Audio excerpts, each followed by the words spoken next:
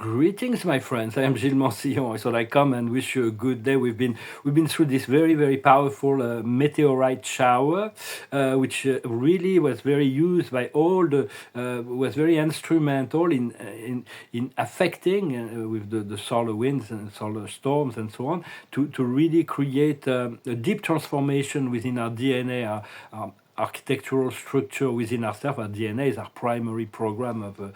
So there may be some side effect on the physical body, on the sensorial experience, as well on psychology, with emotional as well. It can show up in many ways. I'm going to discuss a few ideas. The first is that I said in my last video, I wanted to rebound on that black matter does not exist. Because scientific have seen that 90% of the universe is invisible. There's only 10% that is visible from what they can calculate in terms of gravitational mass. I've never really needed to think about it, but in truth, the dark matter, not black matter, but dark matter is the very constitutive energy of our whole local universe, the star cloud of Nebadon, centered around the Pleiades in this galaxy. And so the dark matter, from the dark matter, I'm offering my perspective and just take what resonates with you. Eventually, science is going to evolve into more spiritual understanding to realize we live in a submatrix, sub-universe of 12 dimensions that is becoming less and less dense and more unified as we evolve through the dimensions. So from the dark matter, this dark matter, at the 0 point of dark matter and antimatter emerges eternally to create those 12 dimensions, those 12 density of sub-universal matrix, which we reside in at this time. And so in a sense, we have two forms of matter, is what we know as matter. They're like particles, the energy that are slowed down to create forms to be used for physical reality. We can see what matter is pretty much, but antimatter is all the energy that transforms matter through time. So antimatter, we have two forms of antimatter: positive antimatter, which is love, and negative antimatter, that is fear. Every thought, every word, every action is sponsored by one of those two energies. I'm not talking about the emotion of fear or the emotion of love. I'm talking about the energy that is unified, that is love, and the energy that is not that is not source, the illusion of it. But it's part of this dualistic process. This universe was created around by a single string of light that is on a vertical plane with a pendulum that goes to the right and the left. And some people have swinged it a lot farther to make it really difficult for people to figure it out. So just think about stopping the pendulum of duality and tuning into the vertical axis as regularly as you can, to the stillness of the heart. And eventually the pillar of light will descend. Right now it's just a string, but eventually this light on the central light will grow and expand. So it is. So it is. We can stop the pendulum, and we can stop the pendulum in others as well.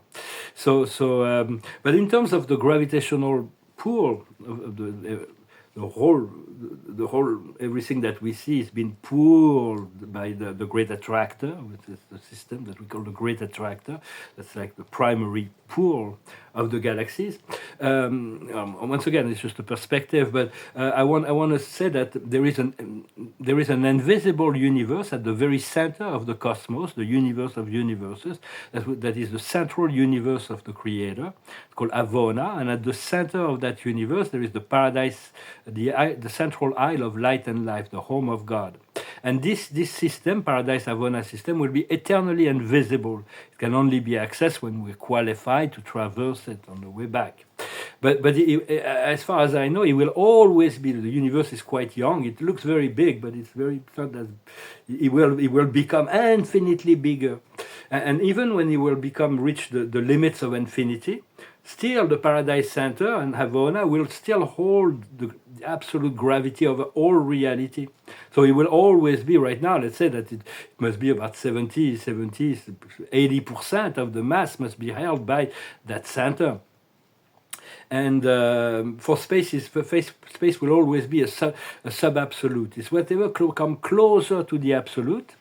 or there are 7 co-absolutes in infinity. But space will always be a sub-absolute because you can always be adding, no matter how far the universe will expand. There is a great mystery on how will it end, because there is always the possibility of adding to it. But the gods already have, the paradise philosophers are speculating on the end of that process, the master universe fully expanded. But the gods already know how it's going to finish, and so it's like there is nothing. And as far as so we could consider that 80% of the physical gravity of the universe is being held by the eternal center, the home of God, which is the paradise center, and so that leaves about 10% that is. And those 10% will come to realize that there are 7 super universes. The universe of universes is very well organized and really well administrated, even though we live in a very chaotic world that's been in quarantine, and everybody's left to his own will and beliefs and free will and all that. When it comes to the greater whole, it's very well organized. And so the time and space is organized in 7 super universes. And each super universe has 10 major sectors. Each major sector has 100 minor sectors. Each minor sector has 100 local universe. Each local universe has 100 constellations. Each constellation has 100 local system, and each local system is the administrative center for 1,000 inhabited world in about. And so those spheres called as architectural spheres were not evolutionary spheres. They were created by the fiat of deity. God created them at the beginning. He created all those networks of celestial spheres. And at the very center of our super universe, there is a sphere called Univers. It's a huge planet, and there are clusters of worlds around it, which is the satellite and sub-satellites, and so those worlds have immense gravity as well. They're lighter than physical matter. They're completely invisible in physical matter, but there are those 7 spheres at the center of the 7 super universe. And then there is the 70 sphere of the major sectors. There is the 7,000 spheres of the minor sector. There is the 700,000 spheres of all the local universe. There is the 7 million spheres of the constellation, and there is the 7 billion spheres of the local systems. So that all those networks of celestial administrative planet made to order represent a certain gravity, but those will come into the realization of human beings much later. And there are 7 billion evolutionary planets right now in time and space, which is just the beginning of reality. So I just wanted to talk about that because I was discussing just a perspective. I've never really never really investigated further. It's like at some point there might be a need for that, but all in due time. For 3D Earth cannot be saved. It's like we can only it can only be transformed into the divine, eternal new Earth. This golden light. Through the golden night, we're going to move into a golden age, and so we have to continue to envision this golden future, this golden white light of the soul that is transforming everything. Because it's not easy to make heads of tail of all the political games and the economical war that are going on the world stage, but it's all been orchestrated to free humanity from bondage and slavery. Just stay centered and attuned to the highest octave of your being, the eternal truth, the Christ consciousness, realizing your true identity is your I am presence, your God self, and this God self is already free. I'm really, I'm often very thinking like tuning in to this frequency of my God self, because I feel I'm not envious of my God self, but a little sometimes. Yet I know it is an eternal partner. So and it is my benefactor. It is the one, because the soul is working with this I am presence, and the soul is the all-powerful entity that in truth all the struggle and all the joy and all the freedom and all the limitation that we experience is the creation of our soul, because our soul needs to free us eventually, but it needs to balance out all the energy. So so a lot of things that's happening on the soul level needs to be seen at the light of eternity of the end, because temporal events and material circumstances are not always fully understandable at the time of your experience.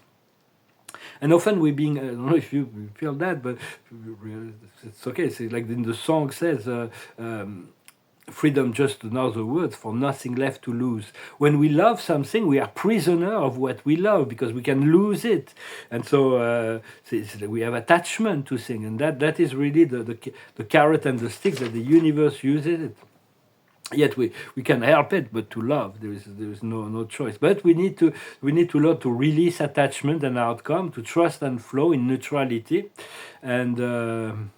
And so to sometimes to transcend attachment in order to find peace and sovereignty, accepting it's all part of the truth of God, an exploration of God. All souls are expression of that one source that is exploring some aspect of consciousness. Sometimes I'm trying to understand the nature and the meaning behind a certain soul connection, but I feel it is part of this person, is part of my soul, but she's lost the possibility of reconnecting to her God self because of what she does. And so God has sent me as a rescue, but it's really hard. It's like if like aligning with a soul connection is like riding a horse. With her, it's like a rodeo every day. It's like really, really hard. But it's okay. I'll deal with it. And but it must have greater universal meaning behind all that. And so because everything has already been worked out and cleared. Once we receive the guidance, we receive understanding of how it works in fifth dimension. But sometimes we feel like we're being prisoner in the physical matter, in this density, until the point where we're liberated and we can actually come to the final resolutions. And so I wanted to discuss another idea. I thank you for not forgetting to subscribe. I thank you for liking, for sharing, for commenting. And I thank you so very much for your donations. It's very kind. It's really helping me right now. There is going to be great celebration to come. We're going to be celebrating very soon. I know it is coming. Sometimes I feel like my soul is revealing, my soul and my spirit are revealing so much of the things that are coming up for me. I feel like I'm going to need an extension in life expectancy, because it's like how can I do all that in the if I have a normal life of a human being. I don't know if I'm going to be able to fit it in, but maybe I will have an extension. If I live 300 years, of course I will be able to do that, but in this incarnation. But so we'll see. I wanted to discuss the fact that we're really reaching the passing of the Pope is a really great sign of the end of all organized religion. It is the end of a process. It is it wasn't a dark soul. I've had encounter with him on the astral plane. I've helped him out a little bit, and he's continuing his journey. But he was representing an institution that's been at the center of the dark pyramid of control for a very long time. The Vatican, they have all in their archives. They have all the secrets and history. They have artifacts and documents that prove so many things about the true history, but they've been they wanted to keep the power to themselves, and it's the archon and all that. And when you see the position of the Pope, no matter what, he wasn't the worst Pope.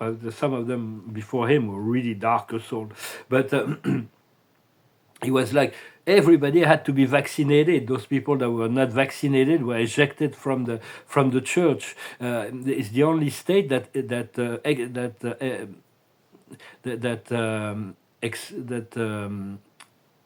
threw out all the people that were not vaccinated from the Vatican. Is a pro-abortion. It's like, I'm sorry, but it's it's like to be a pro-abortion is very a change in policies from the Pope, and everybody that was disagreeing with him was removed, was really harassed and everything.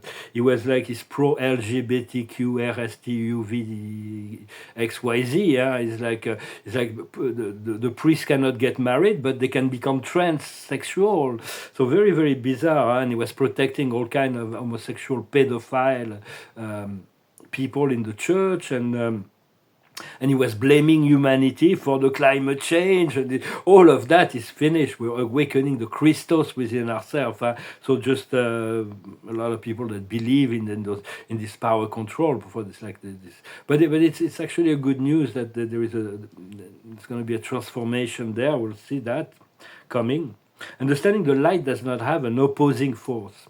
Everything is light, but the light can be used in darkness for temporary, can be distorted temporarily, and the darkness can be broadcasted in a collective subconscious. That's what some Draco reptilians and the Illuminatis and all kinds of groups, negative groups, and all kinds of other negative Orions and all that. From the fourth dimension, they've been manipulating the consciousness of humanity to keep them low. But see all the negative emotions and negative, everything that's happened on a negative level that has been broadcasted by those people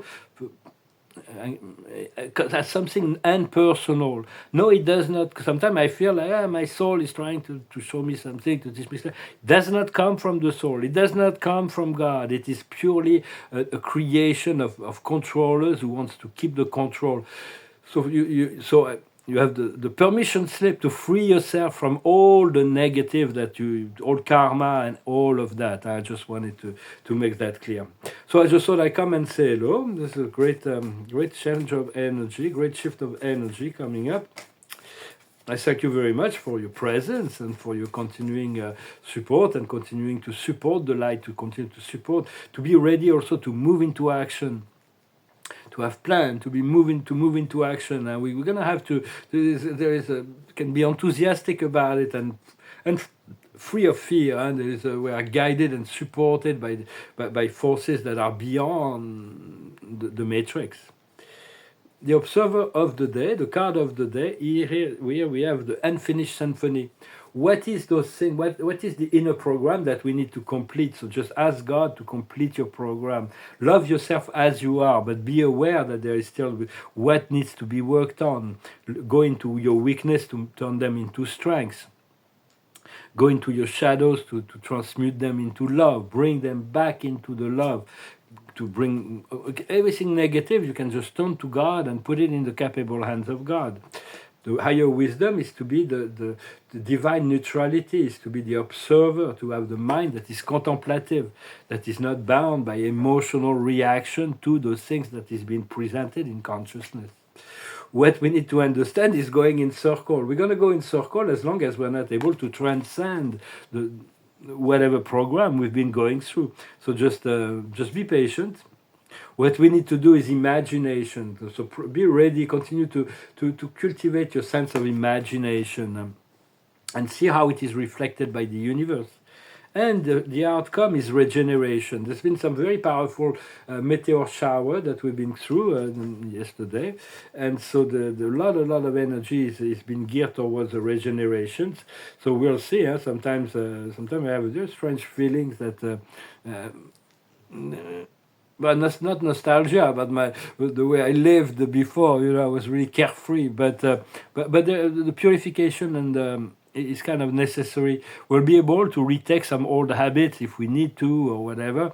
But it will be much more consciously. We're going to be doing everything consciously, not by habit, by forces of habit, but we'll be doing things just for pleasure of doing things.